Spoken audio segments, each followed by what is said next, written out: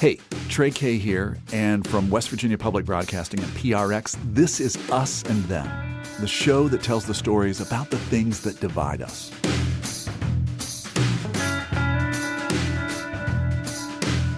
This is a year of racial reckoning. It's a time when black and brown people continue to die at the hands of police.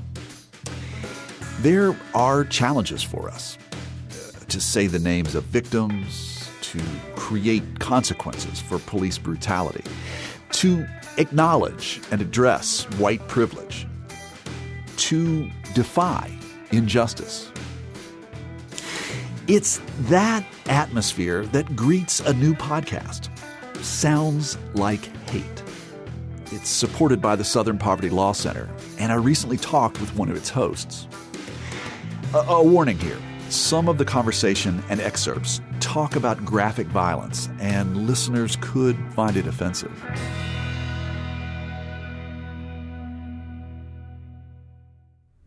Hi. So my name is Geraldine Moriba, and I'm a journalist. But I also spend a lot of time figuring out how to make us better journalists. And then I also do equity training in newsrooms. So I wear several hats, but ultimately, I'm a journalist. What drew you to this subject? First of all, I'm female. I am an immigrant. I am black. My parents were immigrants. There are lots of reasons that I should feel marginalized. And I have many cultures within my background, but I'm also American, very American. I've been in this country for 3 decades. But what I was going to say is what motivates me is I have throughout my career found myself in a space of trying to figure out the motivation and denial of hate. And I think for this documentary series, this audio documentary series, it's at the heart of people who become extremists. Like, why do they commit these acts of hate? And why do some of them change? I mean, the thing that I really appreciated about this is that it seems as though when a lot of people do this investigative work into racial extremism, it almost seems like, well, that the big reveal is to call them out, coax them out of whatever hole they may be living in, and publicly, make everybody aware. This is who you are. This is what you do. And it seems like your work is more than that. It's really important to explore the darkest aspects of society. But equally, it's important to understand that there's goodness in people and we're human. So, this is just an effort to push and pull at stereotypes and firmly held beliefs and stir people as they're listening. But also, there are going to be people listening who are in this space, and we want them to know there's a way out. So this has been your beat for a long time, your journalism beat, no? So no, this isn't my beat per se, but it's a story I come back to again and again because I feel compelled to. And when you say that this is important, especially now, why is that? What's new is how bold people are becoming with these expressions of extremism. How radicalized people are becoming openly and feeling comfortable to express themselves this way. And there are 2 ways to look at that. There's a school that says, okay, this is new and we have to tackle it and it's a problem. And then there's a school that says it's already been there. It's always been there. And now it's easier to address because it's visible. You can document it, count it, and deal with it. So for our episode today, we wanted to focus on the initial episode of your podcast, Sounds Like Hate, which is put out with the support of the Southern Poverty Law Center. And in the first 2 episodes that you call Getting Out, it focuses on a woman who was deeply involved in a race extremist organization. And before you introduce us to her, you Take us back to Charlottesville. That was the Unite the Right rally where there were guys carrying tiki torches demonstrating around a statue of Robert E. Lee. And, of course, there's the tragedy of Heather Heyer being mowed down and killed by a white supremacist who was in a speeding car who just ramrodded into a crowd.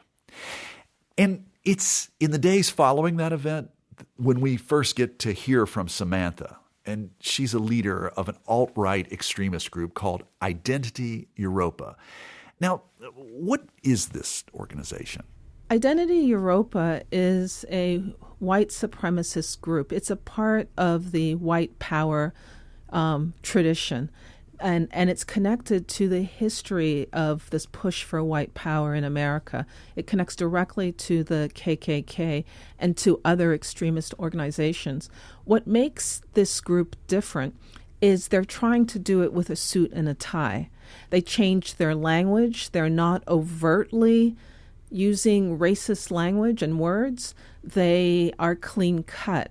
They're not using the typical paraphernalia that extremists use of, symbols on their arms, numbers and symbols and things that send coded messages. Instead, they're trying to seem very, very mainstream and normal. But in actuality, what they're promoting is a separate white ethno-state. Early in your podcast, there's this meeting that we hear. It is the woman that we're following. Her name is Samantha, and she is having a meeting with a journalist. Can you tell us how this meeting came to pass? She was organizing in the way that women do. She was finding female recruits to support, to provide transportation, to get food, to make sure the men had water, that there was going to be a place for them to go to and party after the rally, to make sure there was liquor in those places, and also to communicate their goals, to spread the word and help in all of the ways that they needed to organize this event. And Samantha was the head of the women's division of Identity Europa. And basically what happened was Richard Spencer, who himself is a known racist and the head of his own organization, reached out to Samantha. Well, he was contacted by Glenna Gordon about doing an interview, and Glenna was doing a series about women in these extremist white power groups. So he asked Samantha to participate, and it was intended to be a test. This was Richard Spencer's way of seeing how well Samantha could perform under these circumstances. What he didn't realize was Samantha was at that moment beginning to have second thoughts about her role in this group and what she was contributing to. So when she met Glenna, it was the beginning of a change for Samantha. Well, let's listen to a little bit of this clip. Thank you. Do you need cream and sugar?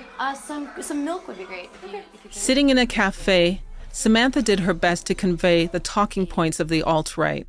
You have these kids that went to this rally and all they wanted to do was demonstrate peacefully, and literally the entire world is blaming them for murder, for racism, for all of these things that have been going on long before these people were alive.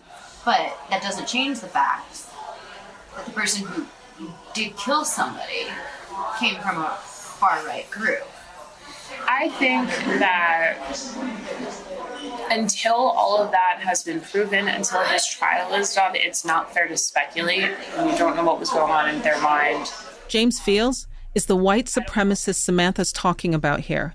He's the man who drove his car into a crowd, killing Heather Heyer. He was convicted of first-degree murder and sentenced to life in prison. Back then, 2 days after the rally, Samantha defended him. I don't know if anyone could really put themselves in his shoes and say, if I were at a dangerous rally and I had adrenaline rushing and all this stuff, I would have known at that moment to do something differently. Like, I don't think it's... There were maybe 1,000 people there who did make a different choice. It happens. Life happens. We're listening to a clip from the podcast from the Southern Poverty Law Center that's called Sounds Like Hate. And I'm speaking to one of the hosts and producers of that show, Geraldine Mariba. So Glenna Gordon, the reporter, is speaking to Samantha in this cafe. And Samantha is basically saying, let's don't be so quick to judge the guy who killed Heather Heyer. And then Gordon says there were thousands of people who made a different choice that day. And Samantha's response was, it happens. Life happens. I mean, wow. That sounds so detached, so matter of fact, so just another bump in the road. I think first I have to point out to everybody listening that Samantha no longer feels that way. I don't want anyone to walk away thinking that she's still that person. But at that moment, Samantha was that person. At that moment, Samantha believed the misinformation, the lies she was being fed, and fell into this twisted world that where there are white people who feel as though they are victims. And she really dug in. And if you listen to the entire exchange that we heard that was recorded of their entire conversation, this is just a small sample.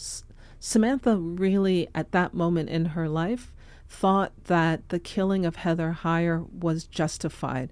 She thought that it was just a small step in a larger war. And she was convinced that this killing by James Fields was justified. So that's what she's expressing. And she's expressing it with her full conviction.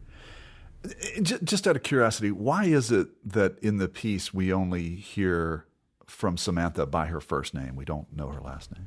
Samantha is still in hiding, and she may be for the rest of her life. She made a terrible mistake. It's a mistake that means there will always be the possibility that somebody wants to harm her. So she's being cautious. She's not sharing her last name. She still changes the way she looks periodically. She still moves from place to place. And I hope now that I've come to know her, I do hope that there's a point where she finds normalcy and she can settle down and continue with her life in a way that's not shaped by fear. But right now, she's still living in fear. How did Samantha get involved with Identity Europa? Because she was dating somebody who found himself going down this road towards extremism. And she was trying to get his attention. She felt like her competition was this white nationalist group he had joined.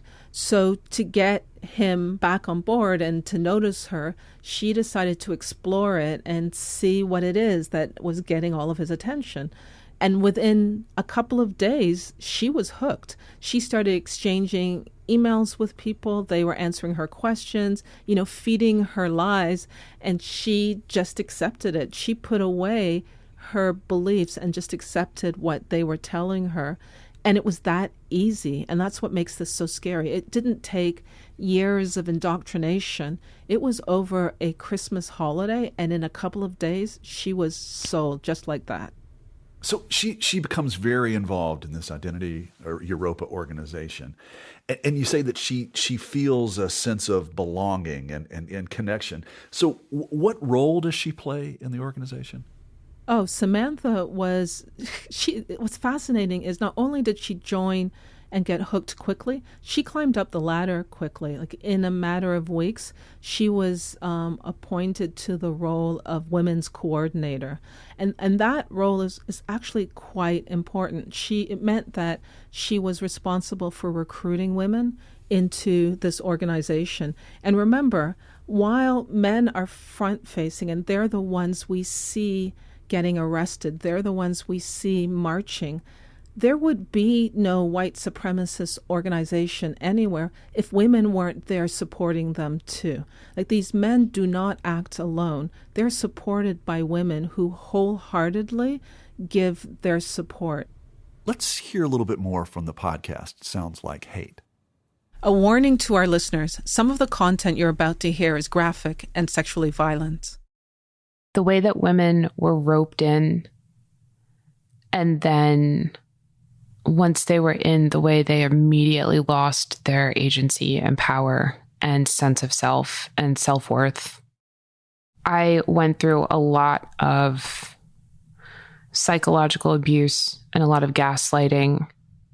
You couldn't go to any parties unless you had a boyfriend or unless you were associated to a specific man in there. And in order to do that, you had to date someone in there. And when you dated a man in there, whatever he said went.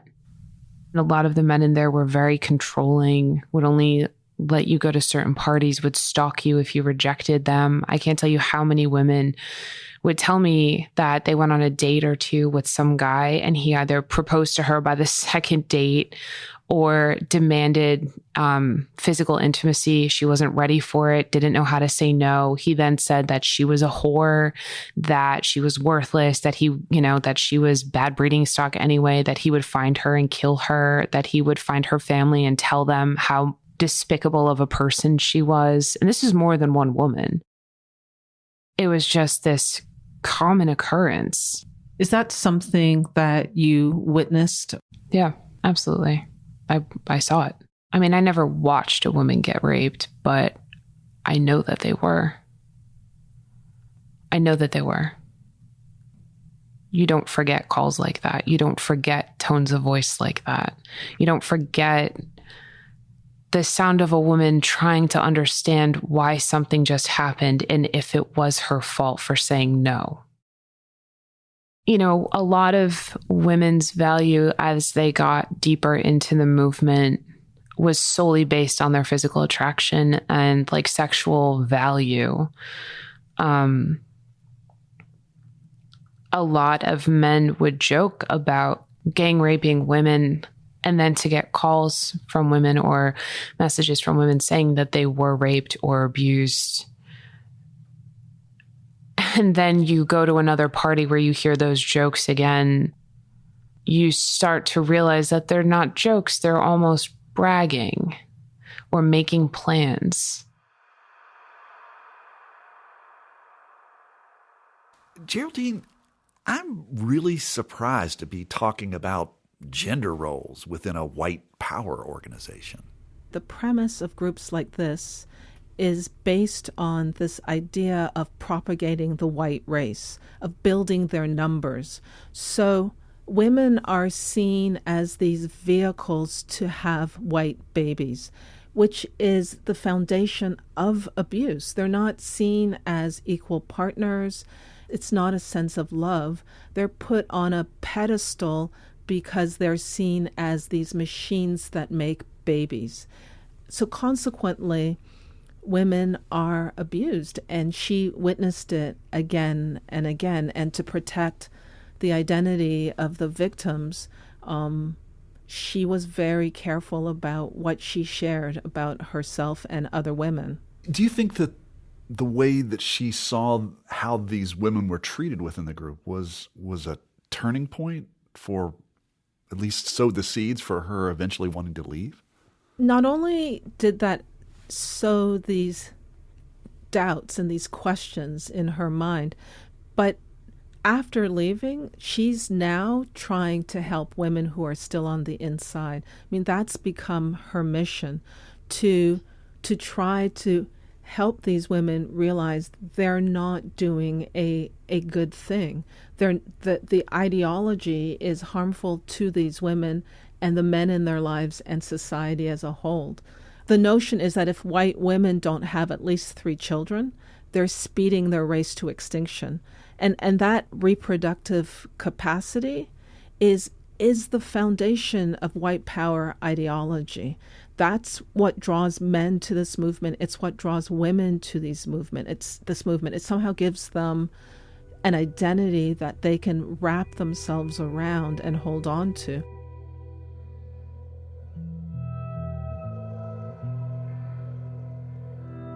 I'm talking with Geraldine Mariba, one of the hosts of the new podcast Sounds Like Hate from the Southern Poverty Law Center. After a break, we'll continue with the story of Samantha as she begins to question her connection to the white power group Identity Europa. So I just started to think critically about the movement and realized, none of this actually makes sense. This actually is just productive racism. This actually is just gearing up for a bunch of angry, insecure white people to commit violence. I'm Trey Kay, and you're listening to Us and Them. This program is supported by the West Virginia Humanities Council and the CRC Foundation.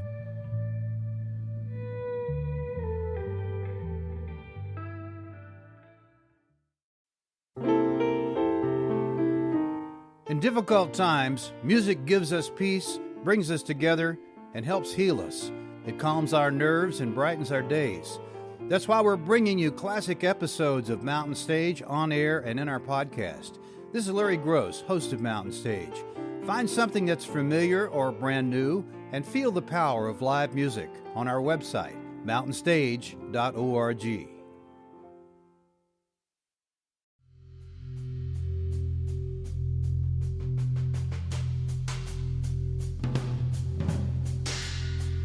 Hey, it's Trey. And this is Us and Them from West Virginia Public Broadcasting and PRX. Geraldine Mariba is one of the hosts of the new podcast called Sounds Like Hate. It's supported by the Southern Poverty Law Center, and it looks at some of the underpinnings of the current generation of racial hatred in this country. In one of the first episodes, we meet a young woman named Samantha and learn about her work with a white power group called Identity Europa. Mariba says it's important to understand that the people who belong to racist groups come from all backgrounds.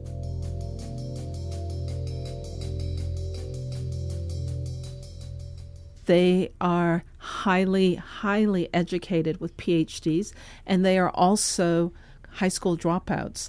They are extremely wealthy, like people who can fund foundations, and they are also homeless. They're both people who have influential jobs, who work in government and politics, and people who might be packing your grocery bag at your local supermarket.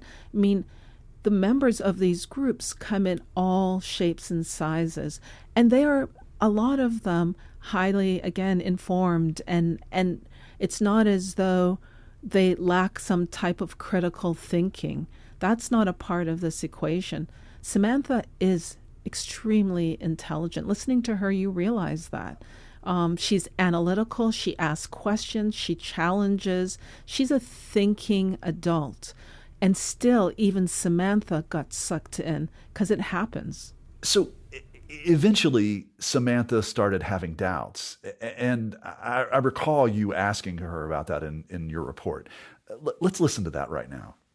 When did you start questioning your loyalty to Identity Europa? So I just started to think critically about the movement and realized, none of this actually makes sense. This actually is just productive racism. This actually is just gearing up for a bunch of angry, insecure white people to commit violence. And I'm sure a lot of people in there, when they joined, didn't think that.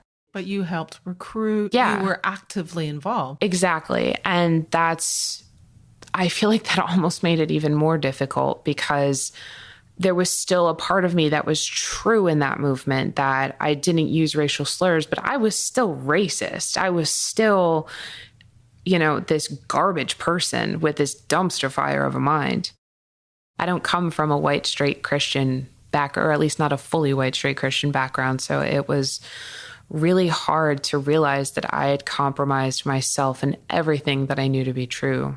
What does that mean? I don't come from a white, straight Christian background. I mean, I have people in my family, my brother's gay, my aunts and uncles are gay, I have people in my family that are Muslim from Iran, or Iranian Americans. I have Jewish people in my family, and I love them all. But Samantha's diverse family background didn't stop her from becoming a white nationalist. Instead of being appalled, she was charmed. She attended book burnings, and sometimes she raised her hand in a Nazi Sieg Heil salute. You're at a party, someone starts to do it, and it just felt like, the whole crowd joins in, and whoever doesn't is a chicken. If you don't do it. Yeah. I mean, there were jokes amongst leaders that they don't trust people that don't see Kyle, because either you don't understand the irony, quote unquote, or because you just don't believe in what they believe. Photojournalist Gordon says white supremacist groups put men in front-facing positions and women in support functions. Even if women are doing, for example, all the labor of organizing who's in which car to get to Charlottesville. Like, that's a lot of work. That's a lot of labor. To unpack white supremacy, you have to look at how they're contributing. Why is it important that there's a picnic before the cross burning? Women create the space for those public events, for the men to do the more outward-looking jobs. And I think that in the same way that women's work is overlooked across the board, we overlook it when we look at white supremacy. Then we're like, we have to deal with all these disenfranchised young men. And you're like, cool. And the women who make sure that they have a picnic to go to. Wait a second. We're describing a woman's worth in white supremacy. Yeah. Like the picnic. Yeah. Planning this march. Yeah. Getting the cars to bring the guys to Charlottesville to beat people. Yeah, that's women's work. And that's why I think it's important that we look at the fact that they do it. If we are only addressing public violence, we are not addressing white supremacy. White supremacy is also that picnic. That's the whole point. When we look at this like tip of the iceberg, the people out there beating each other with clubs, like that is such a small percentage of the damage that white supremacy does. Also, so many things go into that one act of public violence. So many hateful picnics. So many hateful picnics. One of the other things that I found so fascinating about your report is about Samantha's connection with her family. And it's very interesting to hear how they lived through this. I mean, we heard her earlier say that she had Muslims and Jewish family members and some who are gay. And there's this compelling part of your report where you speak to Samantha's brother about his feelings of his sister's involvement with a white extremist group.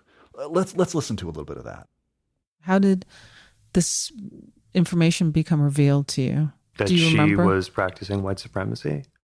I mean, like the entire time I was privy to it. She basically served it to me on a silver platter and was like, this is what I'm doing. But I didn't really piece it together until those extreme instances were brought up, and I had to seriously consider breaking my relationship with her. You did? Oh, absolutely. And what prevented you from doing that?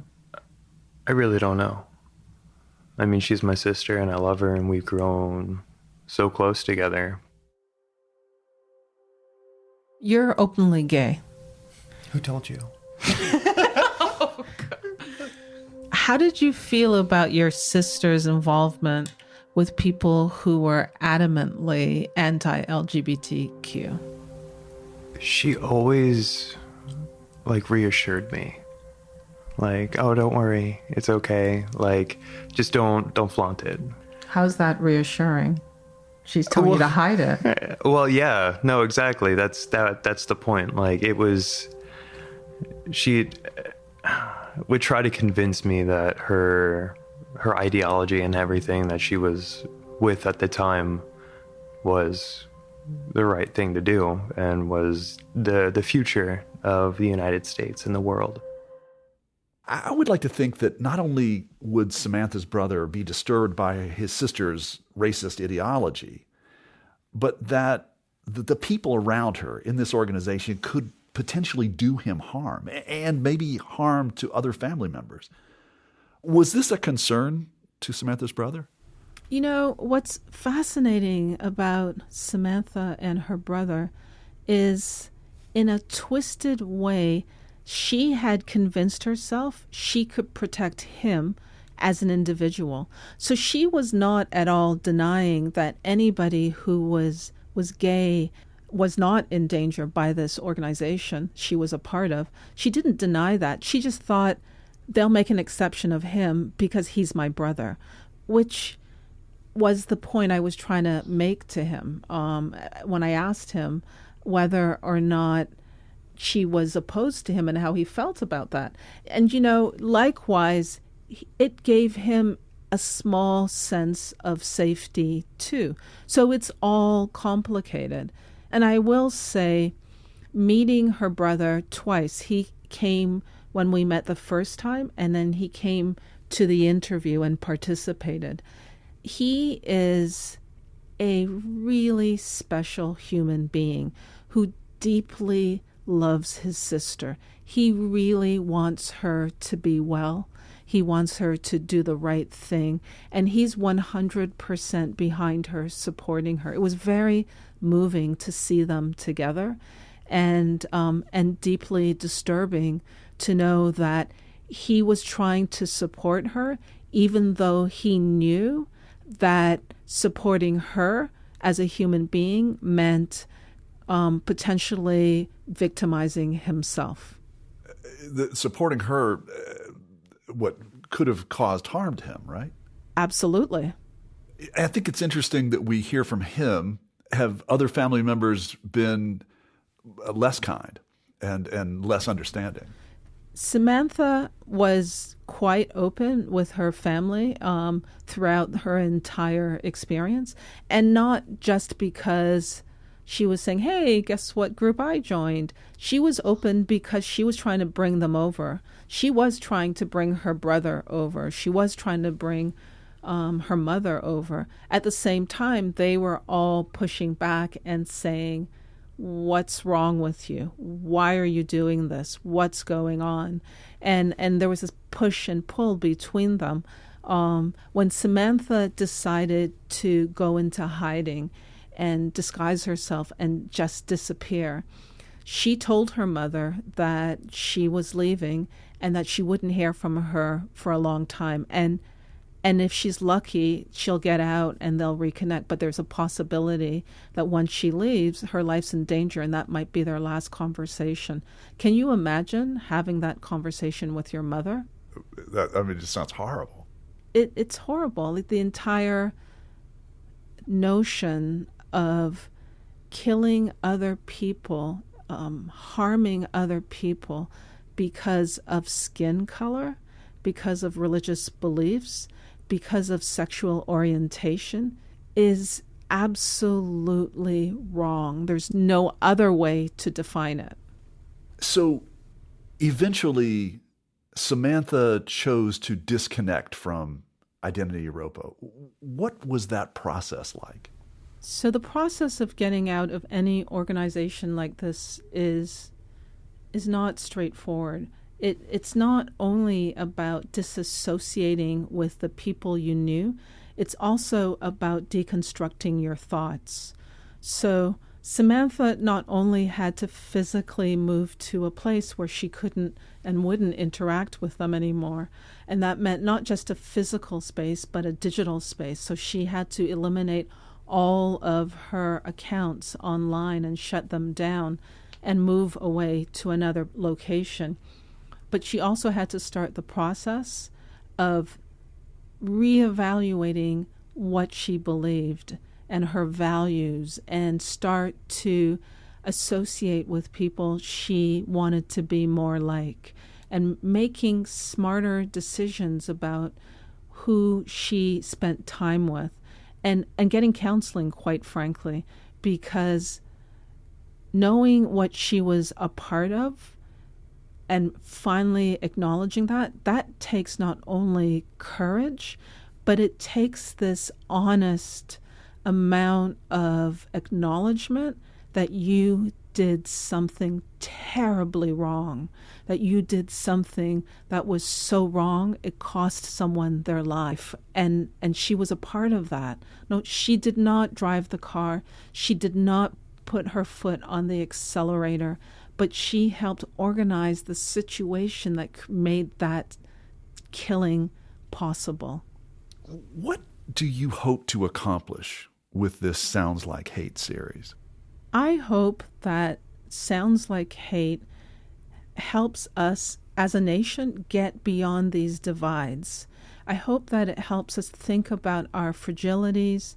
It helps us think about our firmly held beliefs, to question ourselves. I mean, ultimately, our goal with this podcast is to stir people, to ask them, have them ask themselves why they believe what they believe, and start to act, start to do things that help us build bridges, not separate us.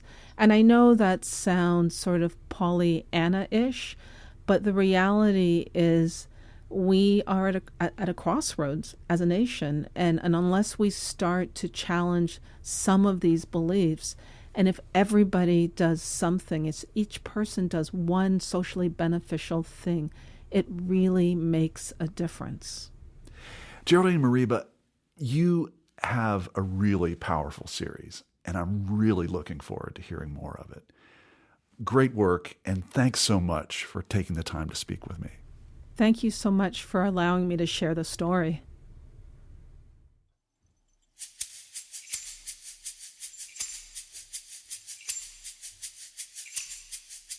I'm really moved by Samantha's story. Inspired by it, actually. It shows me that a person heavily indoctrinated and invested in a mindset of hate can hear a voice deep within them that says, this doesn't feel right, and then have the courage to change course. I agree with Geraldine Mariba. Our nation is at a crossroads. We need conversations with those across the divide to understand this moment more clearly. And maybe the first step in closing that divide is for each of us to consider the role we play in this division. No, most of us are not in racial extremist groups. We were not screaming at people who don't believe as we do. But is it enough to call out these racial extremists? To revile them for what they believe? Have we taken the time to think about our role in the racial tension in our nation?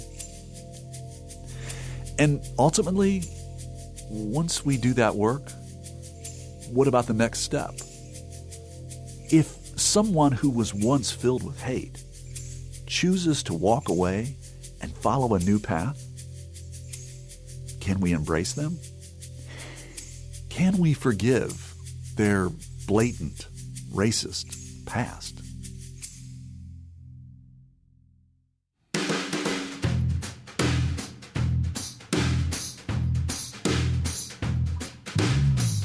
You've been listening to Us and Them.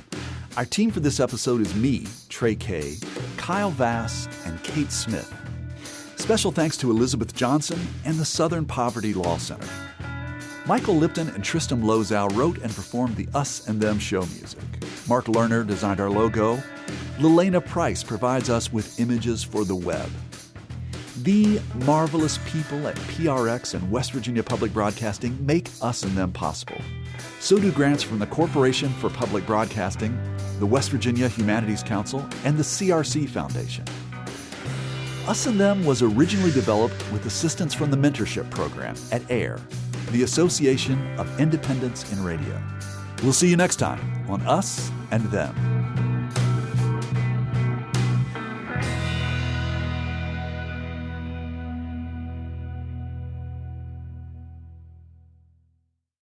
Support for this podcast comes from the Corporation for Public Broadcasting.